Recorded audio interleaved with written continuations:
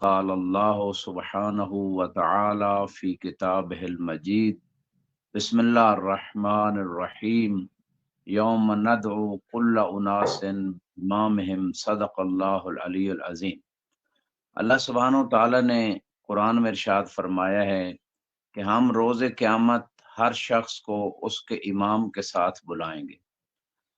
معرفت امام زمانہ علیہ السلام کے عنوان سے یہ عظیم کانفرنس کئی سالوں سے جاری ہے۔ پروردگار بانیان کی کوشش کو اپنی بارگاہ میں قبول فرمائے، اور اللہ سبحانہ تعالیٰ نے یقیناً معرفت امام زمانہ کو، جو خود قرآن کی بہت ساری آیات میں جو امام زمانہ علیہ السلام سے متعلق ہیں، بہت ساری آیات اس پہ کتابیں لکھی گئیں، اور بہت ساری روایات جو معرفت امام زمانہ کی طرف ہمیں بلاتی ہیں۔ اسی آیت کے ضمن میں جس کی تلاوت کی رسول خدا صلی اللہ علیہ وآلہ وسلم سے، جب آپ نے یہ آیت خدا کی طرف سے پہنچائی تو مسلمانوں نے سوال کیا، جیسے کہ جابر نے امام باقر علیہ السلام سے یہ روایت کی ہے، اور تفسیر برہان میں بھی یہ روایت موجود ہے، بحار الانوار تفسیر العیاشی میں بھی موجود ہے، کہ جب مسلمانوں نے سوال کیا یا رسول اللہ الستا امام المسلمین اجمعین، کیا آپ سارے مسلمانوں کے امام نہیں ہیں؟ یعنی خود یہ صحابہ کا سوال کرنا رسول خدا سے یہ بتا رہا تھا کہ آیت کچھ اور بتا رہی ہے کہ ہم ہر زمانے کے امام کے ساتھ اس شخص کو اٹھائیں گے، تمام لوگوں کو اس کے امام کے ساتھ اٹھائیں گے، کیونکہ لوگوں کے ذہن میں یہی تھا کہ رسول اللہ جو ہیں یہ اللہ کی طرف سے نبی آئے ہیں، رسول بن کے آئے ہیں، لہٰذا یہ جو آیت کہہ رہی ہے کہ ہر زمانے کے اور ہر شخص کو اس کے امام کے ساتھ اٹھایا جائے گا، تو اس کا مطلب ہے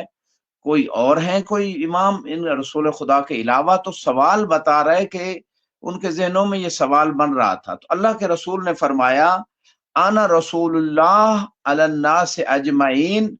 کہ میں لوگوں پر، تمام لوگوں پر اللہ کی طرف سے رسول ہوں، مجھے رسول بنا کے بھیجا گیا ہے۔ ولیکن سیکون ائمہ من بعدی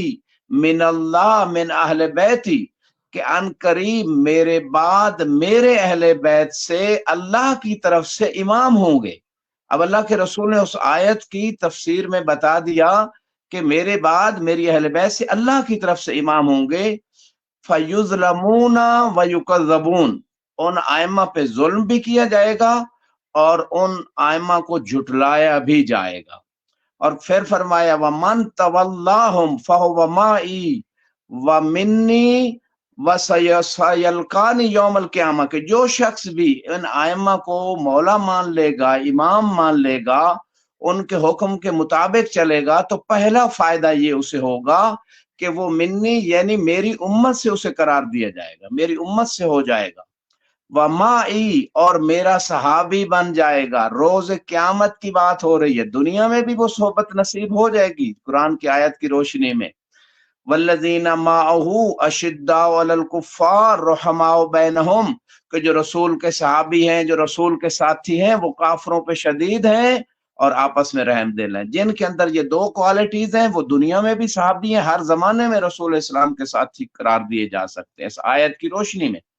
اور سب سے بڑی صحبت جنت کی صحبت ہے، جو دائمی زندگی ہے، ہمیشہ کی نعمتوں والی زندگی۔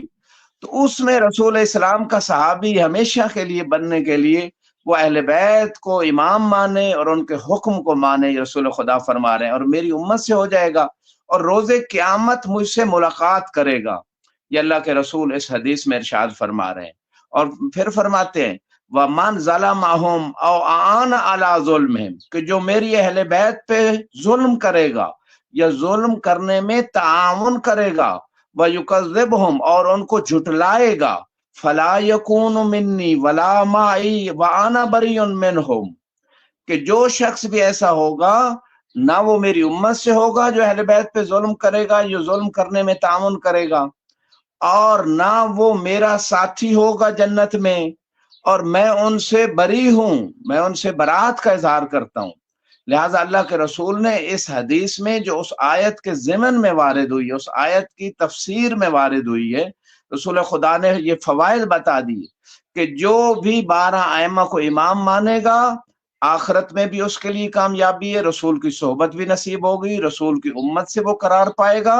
اور جہنم کی آگ سے بچ کے رسول والی جنت میں ہوگا۔ یہ سب سے بڑی بات ہے۔ فرماتے ہیں میرے ساتھ ہوگا، یعنی جو افضل ترین جنت ہے، جو اعلیٰ ترین جنت ہے، اس میں وہ شخص وہاں رسول خدا کی خدمت میں ہوگا۔ تو یہ سارے فوائد ہیں معرفت امام زمانہ کے اعتبار سے، دنیا میں بھی اور آخرت میں بھی۔ ایک اور حدیث میں جو کافی کی جلد نمبر 1 میں موجود ہے، اس روایت میں امام صادق علیہ السلام سے فضیل بن یسار نے سوال کیا اسی آیت کے ضمن میں، یوم ندعو کل اناس بامامہم، کہ مولا یہ جو اللہ ارشاد فرما رہا ہے قرآن میں کہ ہم روز قیامت ہر شخص کو اس کے امام کے ساتھ اٹھائیں گے، تو یہاں آپ کیا مراد لیتے ہیں؟ اس آیت سے کیا مراد ہے؟ تو آپ نے فضیل جیسے اپنے صحابی سے ارشاد فرمائے، یا فضیل اعرف امامک، اے فضیل آپ نے امام کی معرفت حاصل کیجیے۔ فَإِذَا عَرَفْتَ امامک، اگر تو نے اپنے امام کو پہچان لیا، لم یضرک تقدم هذا الامر او تأخرا، یہ امام زمانہ کا قیام اور ظہور چاہے متاخر ہو جائے یا جلدی ہو جائے، آپ کو نقصان نہیں ہوگا۔ کیوں؟ کیونکہ آپ اپنے وقت کے امام کو پہچانتے ہیں، ان کی معرفت حاصل رکھتے ہیں، اور معرفت اپنے دل میں بھی رکھتے ہیں اور اس معرفت کے مطابق چلتے ہیں۔ پھر امام نے فرمایا من عرف امامہ، جس بندے نے بھی اپنے امام کی معرفت حاصل کر لی، فَكَأَنَّهُ فِي أَسْكَرِهِ،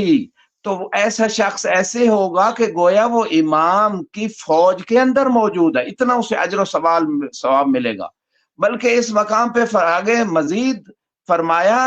بالغ ہوا تحت لوائہی، ایسے شخص کو ایسے ہی اجر ملے گا اگر وہ دنیا سے چلا جاتا ہے اور اپنے وقت کے امام کی نصرت ان کے ظہور کے بعد نہیں کر سکتا، تو امام فرماتے ہیں ماتا، ولیکن شرط یہ ہے کہ امام کو جو معرفت، امام کی معرفت رکھتے ہوئے دنیا سے جائے،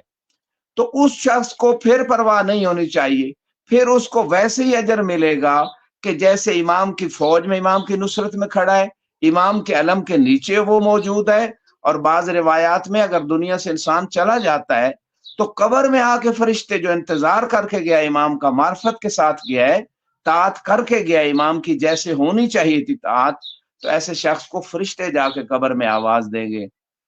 کہ اے فلاں ابن فلاں، امام وقت کا ظہور ہو گیا ہے، لہٰذا اگر تو نصرت کرنا چاہتا ہے تو آ سکتا ہے، اور اگر جنت میں اسی طرح زندگی گزارنا چاہتا ہے تو گزار لے۔ تو اس روایت سے بھی نتیجہ یہ نکلا کہ معرفت امام کا فائدہ یہ ہے کہ ایک تو انسان امام کا ناصر اور مددگار شمار ہوتا ہے، چاہے امام کا ظہور متاخر ہو یا جلدی ہو، اور دوسرا اس کا فائدہ یہ ہے کہ انسان کو اجر کے ساتھ ساتھ اس امام کا صحیح معنی میں ناصر و مددگار قرار دیا جاتا ہے۔ ایک اور روایت جو ہے، جو اہل سنت مصادر میں بھی موجود ہے معنی کے اعتبار سے، اور شیعہ مصادر میں بھی اقبال الاعمال میں سید ابن طاؤس نے اس روایت کو ذکر کیا ہے، اور بڑی مشہور روایت ہے۔ اہل سنت کے بڑے معتبر مصادر صحیح مسلم میں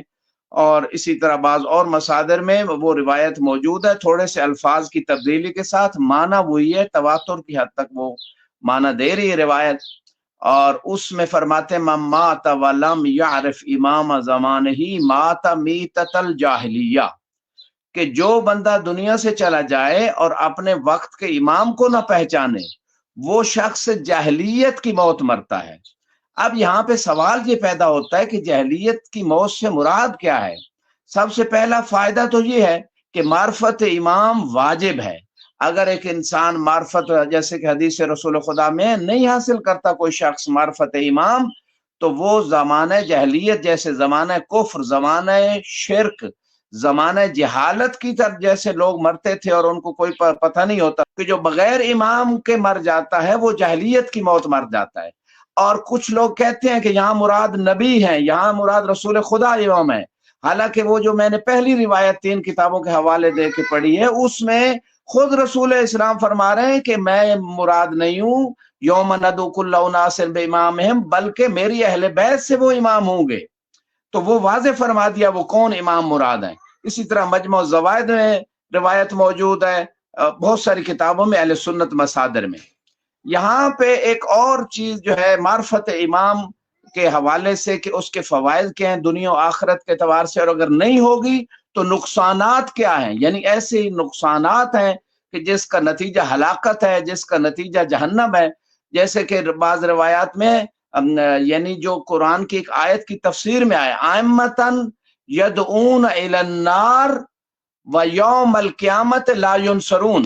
کچھ امام ایسے ہیں جو جہنم کی طرف بلاتے ہیں اور روز قیامت ان کی مدد نہیں کی جائے گی. لہٰذا یہ جو ائمہ ہیں جو جہنم کی طرف بلاتے ہیں ان کی بھی پہچان ہونی چاہیے، اور جو جنت کی طرف بلا رہے ہیں، جو جنت کو تقسیم کرنے والے ہیں، یا علی انت قسیم الجنہ والنار، اور حسن اور حسین سیدہ شباب اہل الجنہ، اور جناب زہرا سیدۃ نساء اہل الجنہ، ان کی بھی معرفت ہو کہ جن کو ائمہ ایسے ائمہ بنایا گیا جو ائمۃ الہدیٰ ہیں.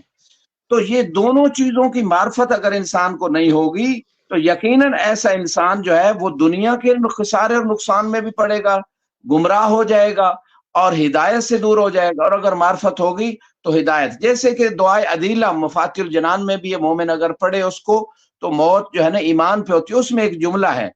امام المنتظر کے بارے میں، الخلف القائم المنتظر المہدی المرجع الذی ببقائہ باقیت الدنیا، جس کی بقا سے دنیا باقی ہے، وبیمنہ رزق الورا، جس کی برکت سے کائنات کو اللہ رزق دے رہا ہے، وبوجودہ ثبتت الارض والسماء، جس کے وجود سے آسمان اور زمین باقی ہیں ورنہ تباہ و برباد ہو جاتے، وبہ یملأ اللہ الارض قسطا وعدلا بعدما مولت ظلما وجورا، اور اس امام زمانہ کے صدقے سے اللہ تعالیٰ اس زمین کو عدل و انصاف سے پر کر دے گا جب وہ اب ظلم و جور سے پر ہوگی اس کے بعد. تو یہ ساری باتیں بتاتی ہیں کہ امام کی معرفت جو ہے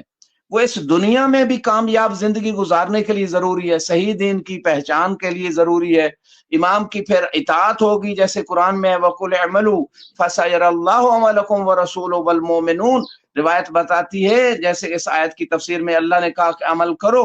اور ان سے فرما دیجئے میرے حبیب عمل کریں، اور اللہ تمہارے عمل کو دیکھتا ہے، رسول دیکھتے ہیں، اور مومنون سے مراد 12 ائمہ دیکھتے ہیں جیسے کہ روایات میں. تو یہاں پہ جب وہ عمل دیکھ رہے ہیں امام زمانہ تک ہمارے اعمال پہنچتے ہیں، اور اگر یہ معرفت ہوگی انسان کو تو وہ انسان ہر وقت خلوت میں جلوت میں خدا کی طاعت میں رہے گا کہ میرے اعمال جو ہیں امام خود بھی دیکھ رہے ہیں، امام تک پہنچی فرشتے بھی پہنچاتے ہیں، تو لہٰذا ایسا نہ ہو کہ میرے اعمال کی وجہ سے امام کو اذیت ہو. تو یہ معرفت امام کا فائدہ، انسان کا عقیدہ ٹھیک ہوتا ہے، انسان کا عمل جو ہے نا وہ صالح ہو جاتا ہے، انسان اپنی آخرت کی فکر میں لگ جاتا ہے.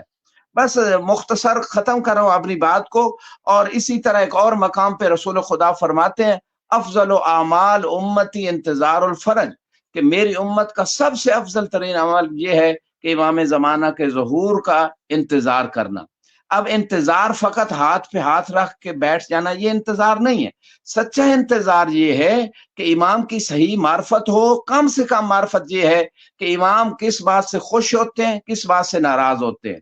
اور امام کا حق ہے کہ ان کی مکمل میں اطاعت کروں اپنی 24 گھنٹے کی زندگی میں، ہر شعبے میں، حقوق العباد، حقوق اللہ، آنکھ سے، کان سے، زبان سے، دل کی سوچوں پہ بھی امام کی رضا کا پیرا ہونا چاہیے. یہ ہے سچا انتظار. اور لوگوں کو امام کی معرفت دلاؤں، یہ ہے امام کا انتظار، اور اس کا بہت زیادہ اجر و ثواب ہے. روایات میں جیسے ذکر ہوا ہے، جیسے آج میڈیا کا دور ہے، لوگ کر رہے ہیں، جو لوگ کوشش کر رہے ہیں امام کی معرفت دلانے کے لیے، ان کے لیے بہت زیادہ اجر و ثواب ہے. اور اس انتظار کے ساتھ اگر انسان بندہ دنیا سے کوئی بھی چلا جائے گا تو ایسا شخص جو ہے نا امام کے انصار میں اس کا شمار ہوگا.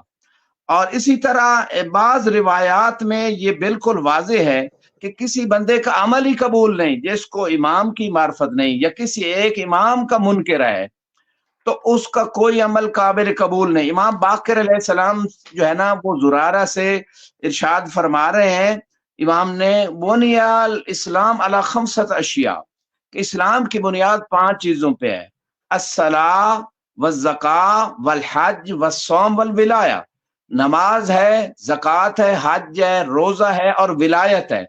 زرارہ نے سوال کیا مولا ان میں سب سے افضل کون سی چیز ہے؟ کہا الولایہ، ولایت، ہماری اہل بیت کی ولایت کا اقرار کرنا یہ سب سے افضل ہے. جب زرارہ نے یہ سوال کیا تو مولا نے اس میں ایک اور جملہ بھی اضافہ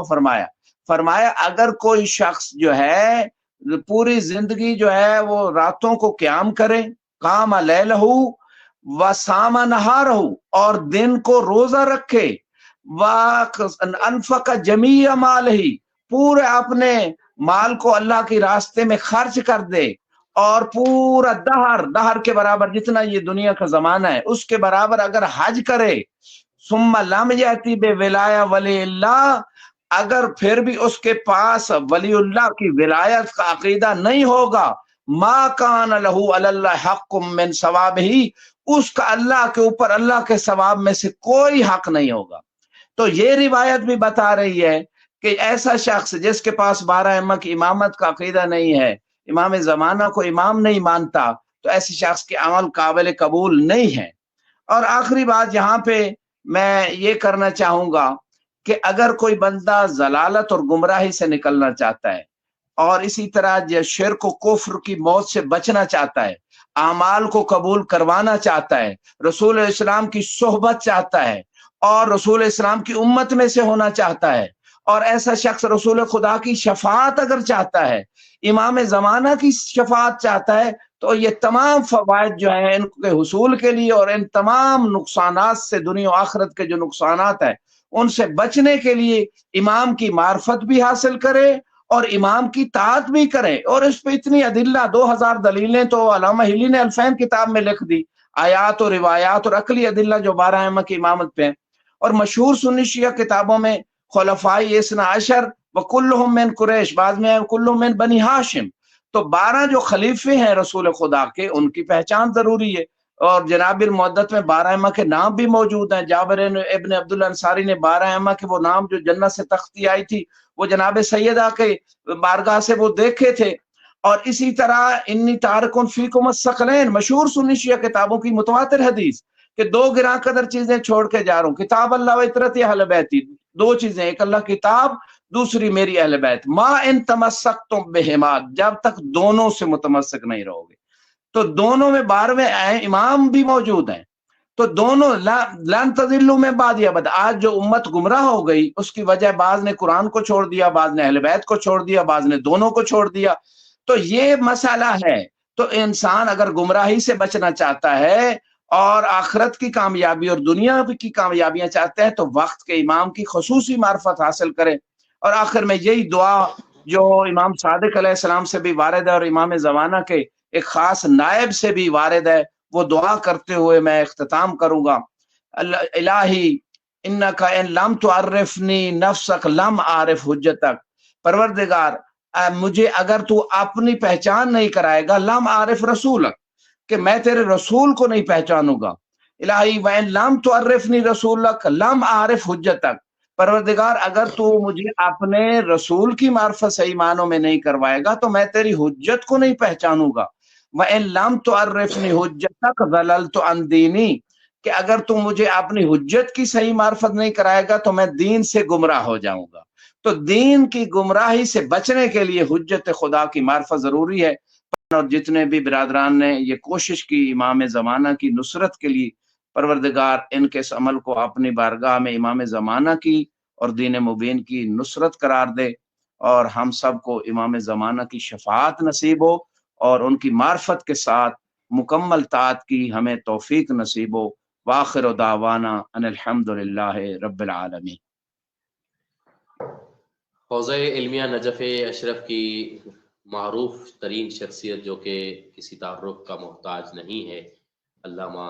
حجت الاسلام والمسلمین نسیم عباس رضوی صاحب، معرفت امام زمانہ